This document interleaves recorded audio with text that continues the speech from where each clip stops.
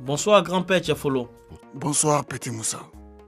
Ce soir grand-père, on t'a apporté beaucoup de cola et nous sommes de plus en plus impatients de t'écouter. Aujourd'hui, c'est le 6e soir de notre entretien sur l'histoire du Mali, depuis la nuit des temps. Hier, tu nous as parlé des royaumes Mossi, de leur organisation, de leur rayonnement culturel et économique. Tu nous as également dit que ce fut Soni Alibert, empereur du Songhai, qui mit fin à leur chevauchée et les confina dans leur territoire. Voudrais-tu justement maintenant nous raconter l'histoire de l'Empire Songhai? Petit Moussa, en parlant de l'Empire du Ghana, je vous ai dit qu'il n'a jamais existé d'État ethnique sur notre territoire.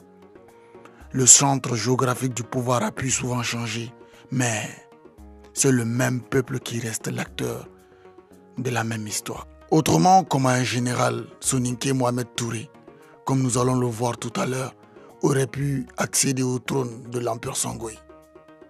En effet, grand-père Tchefolo, maintenant raconte-nous l'Empire Songhai, sa naissance. Est-ce Askia Mohamed le fondateur?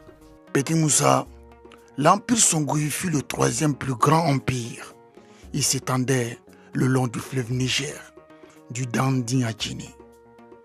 Askia Mohamed n'est pas le fondateur de l'Empire, mais c'est lui qui l'a apporté à son apogée. Mais qui fut donc le fondateur de cet autre empire, grand-père? Petit Moussa, parlons d'abord de ses origines. Au 6e siècle, les Gao chasseurs, les Gabili agriculteurs et les Sorko pêcheurs occupaient le royaume Koukia qui s'étendait du Dendi au Tilaberi. Faram Makan Bouté était leur roi. Encore un Makan. Au 6e siècle, Gao, avec à sa tête la dynastie des Dja, supplanta le royaume de Koukia. Harcelé et plusieurs fois envahi par les Berbères, le roi Kossoï de Koukia embrassa l'islam. Mais Gao, le centre du pays Songhai, situé plus bas sur le fleuve Niger, restait l'une des plus grandes voies du commerce transaérien. Ses habitants ne se convertirent à l'islam qu'au XIe siècle, donc presque à la même période que le Ghana. Peu à peu, l'influence du Songhai et de Gao se fit sentir au XIIe siècle, dans la zone des lacs et des inondations du fleuve Niger jusqu'à Walata. Mais l'empire du Mali, son rival, inquiété par ses velléités expansionnistes du Songhai, se leva. Ce fut ainsi qu'en 1325, Sagamandjan, un général de Kankou Moussa, s'empara de Gao et le soumit au Mandi. Et la boucle est bouclée. Non, petit Moussa, l'histoire n'est pas comme ça. Ce n'est pas une ligne droite avec un point de départ et un point d'arrivée, mais un long chemin zigzagué. En 1337, la dynastie des Dja est remplacée par celle des Soni Songhai, suite à la libération d'Ali Kolin. Mais c'est qui ce Ali Kolin? Son nom ne me dit rien du tout. C'est le fils de Dja Siboy, le roi de Gao. Il avait été donné en gage au général Sagamandjan de l'empereur Kankou Moussa quelques années auparavant. Et quels furent les principaux rois de cette nouvelle dynastie, celle des Soni?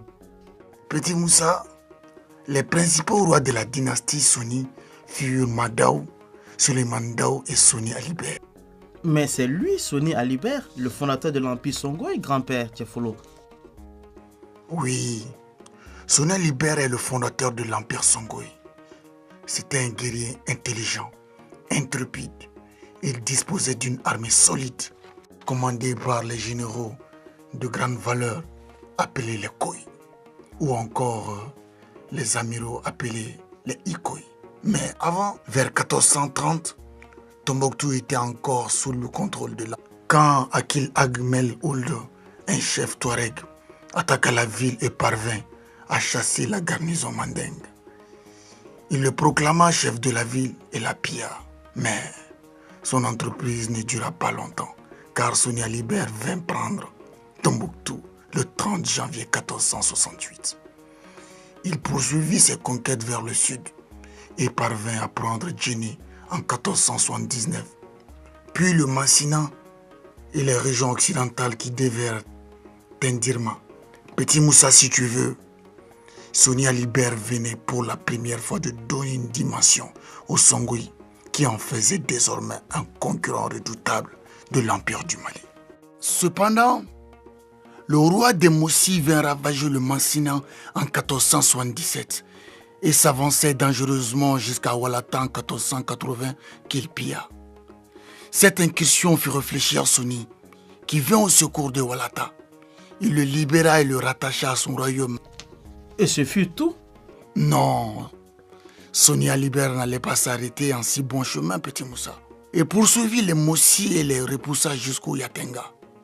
Sur le chemin de retour, il attaqua les Dogons des montagnes, descendit au sud-ouest pour réprimer en 1488 les peuples du Massina, avant d'aller mater les Touaregs. Dis donc, grand-père, c'est une foudre de guerre chez Soni Alibert. Petit Moussa, cela est si vrai qu'une légende fait descendre Soni Alibert d'un lion. Comment ça, grand-père Tchefolo? La légende dit simplement que la mère de Soni Alibert était une princesse sorcière du pays de Pharaon. Elle aurait voyagé le long du fleuve et se serait baignée dans un endroit où un lion venait de s'abreuver. Ce serait donc la bave de ce lion qui aurait engendré Soni Alibert. C'est quoi le pays de Pharaon, grand-père? Ça ne peut être que Ségou, Pharaon. C'est la déesse de l'eau chez les Bambara. Et puis? Et puis quoi, Petit Moussa? Mais à la suite de l'histoire, Soni Alibert, grand-père Tchefolo. Après cette dernière expédition, celle du Massina et celle contre les Touaregs, Soni Alibert mourut noyé en traversant un torrent. Ce fut le 6 novembre 1492. Et ce fut la fin de l'Empire Songhai, grand-père Tchefolo. Non, Petit Moussa. À la mort de Soni Alibert, son fils Bakary le succéda sur le trône. Mais un général soninké du nom de Mohamed Touré mit fin à la dynastie des Dja le 2 avril 1493 et monta sur le trône de l'Empire Songhai. Il prit le pouvoir sous le nom de Askia. Il avait 50 ans en ce moment. Parle-nous de ce usurpateur, grand-père Tchefolo. Petit Moussa, sache d'abord que l'histoire des dynasties est faite d'usurpation. Sinon, il n'y aurait pas eu plusieurs dynasties dans le même pays. C'était leur démocratie. La seule façon de changer de régime. Aujourd'hui, nous avons la démocratie. Les élections pour changer le pouvoir. Le vote permet au peuple de choisir pacifiquement son leader. C'est plutôt bien, Petit Moussa. Ou bien, pour en revenir à Askia, Petit Moussa, il faut dire que c'était un homme calme, pieux et intelligent. Il porta l'Empire Songhai à son apogée en développant une civilisation qui fit l'admiration des grands hommes religieux. Il rendit son empire prospère et fit le pèlerinage à la Mecque, d'où il revient avec le titre de calife du Tekrour. Il n'était donc qu'un grand religieux. Qu'a-t-il fait pour développer le pays? Il organisa tous les secteurs de la vie de son empire. L'agriculture, le commerce, la sécurité, l'éducation. Le pays devint riche et prospère, Petit Moussa. Son armée, Petit Moussa, une armée de métier, était composée d'infanterie, de cavalerie et de flottilles. Sous son règne, Gao, Tombouctou, Djenné et Walata devinrent de grands centres intellectuels, où les grands docteurs, les écrivains renommés du Maghreb venaient étudier. Et sur quoi était basée l'économie? L'économie de l'Empire Songhai était basée sur l'agriculture, la pêche, l'élevage et l'exploitation des mines. Alors, et l'organisation sociale? Il y avait des aristocrates, les hommes de castre et les esclaves. Petit Moussa, grâce à cette forte économie, de grandes constructions ont été réalisées par Askia Mohamed, des écoles, des universités et des mosquées. Il fit également beaucoup de conquêtes qu'il remporta, notamment contre l'Empire du Mali, qu'il dépouilla de ses possessions septentrionales.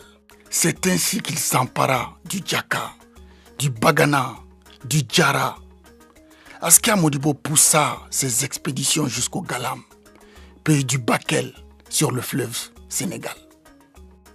Au sud, il conquit les territoires du Yatenga et du Naba Nassaré en 1497. En 1513, Petit Moussa, avec l'aide du roi de Kébi dans le nord du Nigeria, Askia Mohamed s'empara de Katsina.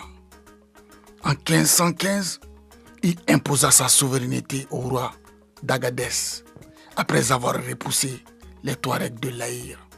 Petit Moussa, sous le règne d'Askia Mohamed, l'empire Songhouï s'étendait du Tekrour dans l'actuel Sénégal à Agadez au Niger et du Sahara à l'empire du Mali. Malheureusement, Askia Mohamed devint aveugle en 1528 et fut détrôné par son fils Askia Moussa, son propre fils, je dis bien, qui régna de 1528 à 1531. Eh oui, Petit Moussa, et c'est sous ce Askia Moussa que l'empire amorça son déclin. Il fut succédé par Benkan Koré et Askia Ishak qui contribuèrent à la ruine du Songhouï. C'est Askia Daou qui, venu au pouvoir en 1549, va tenter de redresser le pays. Il s'est lié avec le sultan du Maroc. Mais depuis très longtemps, les empereurs du Maghreb enviaient au Songhouï ses possessions et l'or du Soudan. Et le 12 avril 1591, une expédition marocaine dirigée par le capitaine Djoulder, grâce à ses armes à feu, que les Songhouïs ne connaissaient pas, vainquit l'armée d'Askia Ishak II à Tondibi.